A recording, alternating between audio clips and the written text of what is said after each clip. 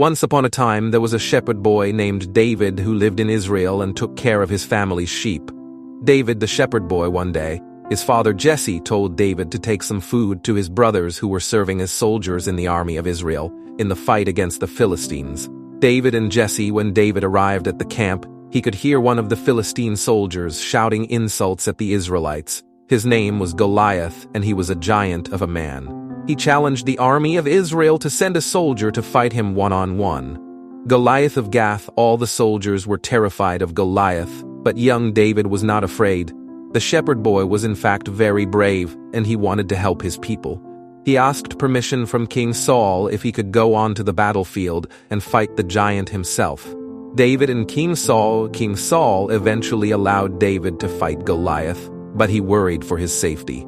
This is because David refused the armor and weapons that the king had offered him.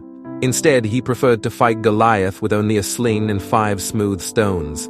David the warrior, when Goliath saw David approach him without spear or shield, he laughed at the boy and threatened to feed him to the birds. David replied that he didn't need such weapons as he came to defeat the Philistine in the name of God.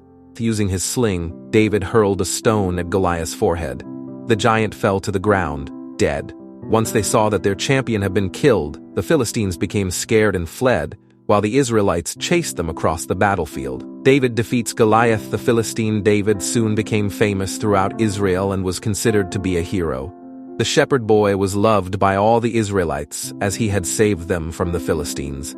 One day, they made him king. David and Goliath's story for kids. The story of David and Goliath is important because it shows us that we are all able to overcome. The